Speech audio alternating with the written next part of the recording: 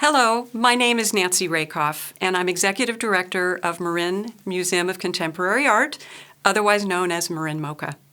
And I'm so delighted to invite you to our 11th annual Legend of the Bay Area art exhibit, which features Elmer Bischoff. The Bay Area is a cultural treasure, and every year there is more and more progress in the art arena. And we like to highlight each year a visual artist that has had an important impact on the Bay Area and beyond.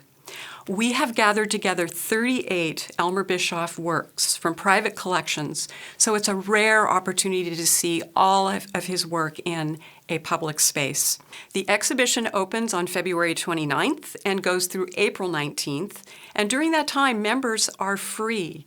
We also have admission information on our website, our hours of visitation, which are Wednesday through Sunday, and I invite you to go to www.marinmoca.org to find out more about the exhibition. We believe that art can transform lives at Marin MoCA, and we invite you to visit us soon. Thank you.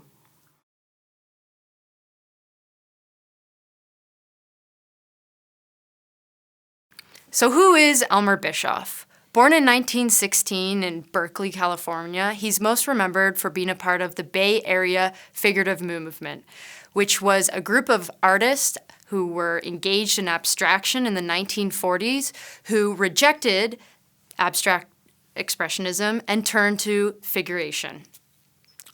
Of that group, you had David Park, the classicist, Richard Diebenkorn, the modernist, and Elmer Bischoff, the romantic. And this is a title that is often problematic because we want to think of his body of work as sentimental. But when we look at a painting like Figure with a Tree, we see that it is much more intense, both emotionally and aesthetically. He is referencing the romantics of the 19th century like Delacroix and Turner. We see the earth, the ocean, the tree swirling together with this rhythm and this intensity. And it's interesting because this tree, this cypress tree, a symbol of California, is very weighted and rooted and offers this interesting comparison to the figure that he's representing, which seems to float. And this is, again, a tension that you can see in much of his work, that initially, we have something that we see as beautiful, but when we take a deeper look, we see these anxieties and tensions that are at play. And that is something that I think we cannot ignore when we look at the work of Elmer Bischoff. He's someone who is difficult for art historians and curators alike to pin down. He has stayed stylist and inconsistent throughout his career. And where collectors and other people might think of this as a weakness, I see it as a strength. He's someone who's been dedicated to evolving and learning. And I think of this as being in line with his role as a teacher. He was a professor at the San Francisco Institute of Arts and at UC Berkeley later in his career, and he pursued that profession while being a full-time artist.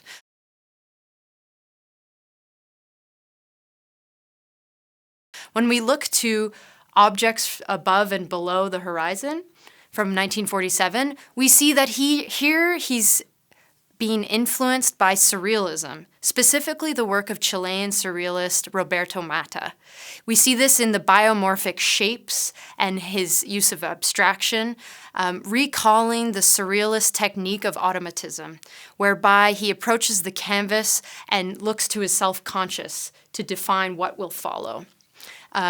One art historian has made note of the fact that the red swirling lines might make reference to the Golden Gate Bridge, which was only 10 years old at the time of this painting.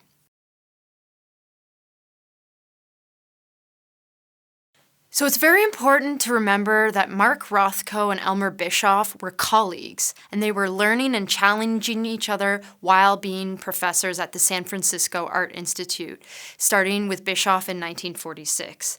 This period for both artists was experimental and reflected the new freedoms of post-war Bay Area. In Interior from 1947, we see the influence of Mark Rothko and his painting from 1944, which entered the SF MoMA collection in '46, and Bischoff himself recalls making countless visits to see this painting.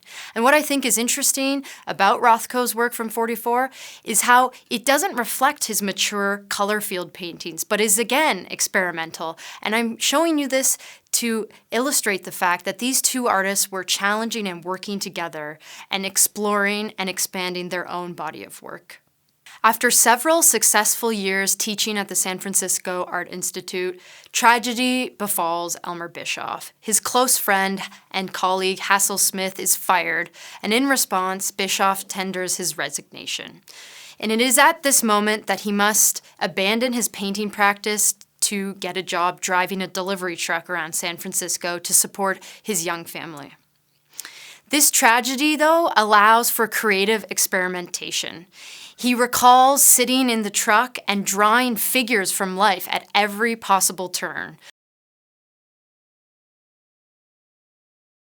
This painting of Cortez Square from 1953 is very reflective of this transition into figurative work. At the time, Bischoff had moved to Marysville, north of Sacramento, to take a teaching position at Yuba College, and it was a period of extreme isolation and loneliness from his extensive art network and community in the Bay Area. And we can see that this painting is very much Bischoff trying to come to terms with what figurative art will mean for him. Here, he's very much relying on drawings from life and real lived experiences to inform his composition. We see that it is a bit awkward. All the figures themselves are not interacting with one another, and this might be a reflection of Bischoff's own loneliness at the time. He's masked these feelings and these underlying tensions in the painting with the bright, bold colors of Gauguin. And it is something that we will see time and time again in his work, that what we see initially is not what lies beneath.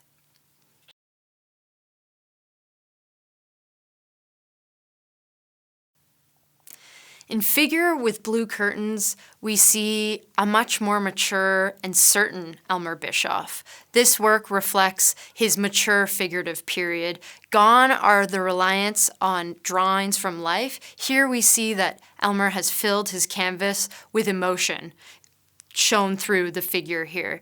We get the sense of his reliance on images from Edvard Munch's career. That exhibition traveled to San Francisco in 1951 and left a great impression on the young Bischoff. The weight of the blue curtain behind this ghost-like figure reflect her alienation and sense of not belonging in the environment she finds herself in. And this is something that was very much plaguing Bischoff at the time. His wife Pat had sank into a depression during their time in Maryville, and he was exploring how figurative work could express this reality. And what's more important is that he had returned to the techniques that he had found during his abstract expressionist period and his reliance on surrealist automatism. So he would approach the blank canvas and he would look to his subconscious to define what would follow.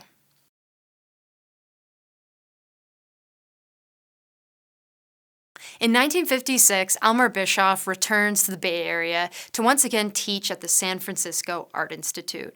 And it is here that he rekindles his friendship with Richard Diebenkorn and David Park, regularly visiting Diebenkorn's studio in Berkeley, where the group has weekly jam sessions, playing jazz music. Elmer Bischoff was an avid trumpet player. And this evolves their art together, and they become what we now know as the Bay Area figurative movement. In 1957, Paul Mills, the curator at the Oakland Art Museum, wants to have an exhibition celebrating this new movement. Unfortunately, the three artists don't want to call themselves a movement. They see the isms of modernism, surrealism, Dadaism, abstract expressionism as limiting the creative freedom of the artists that subscribe to them. And so they very much rejected the idea of placing this title on themselves.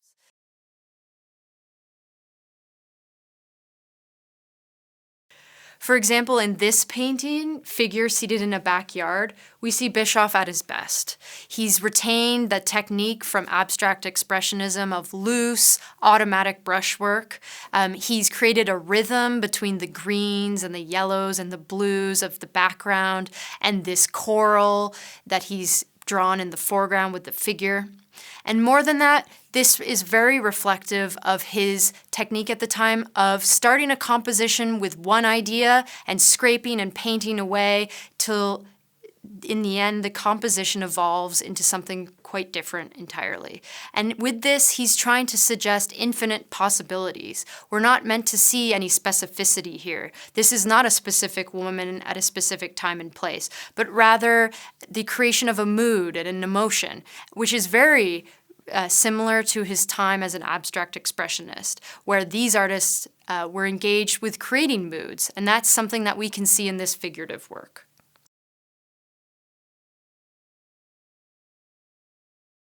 Another important element of Elmer Bischoff's practice during his figurative years is his landscapes, which are very indicative of the Bay Area geography and very much tie him to this place that would be his home for the remainder of his life.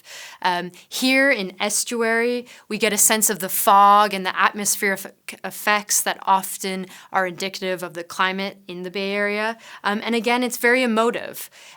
We see this loose handling of paint. We see the contrast with the dark horizon at the bottom, and we get a sense that he is very much experimenting as he's creating his canvas and recalling from memory, not drawing from life, to create these images. What impresses me with this work is his ability to recall from memory the landscapes that define the Bay Area, and also the artists from the past that he's ready and available to call on to influence the work, like Turner. And that is something that has categorized the entire career of Elmer Bischoff. He's someone who was able to reference artistic greats from the past and also evolve his own style again and again, starting with figurative works at his time from Berkeley into abstraction, back to figurative, and then in the last years of his life, back to abstraction. And this constant change and search and journey is something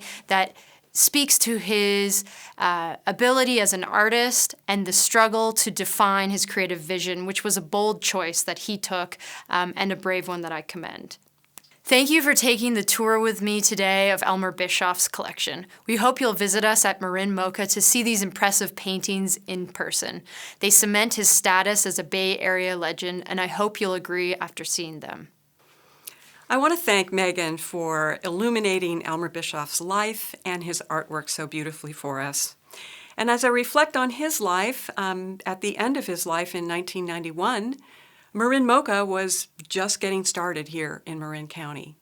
Our mission has always been important to us, and that is to support contemporary artists and to make sure that we are always showing the art of living artists. At the same time, we're very aware of those artistic greats that have come before us and have influenced today's artists.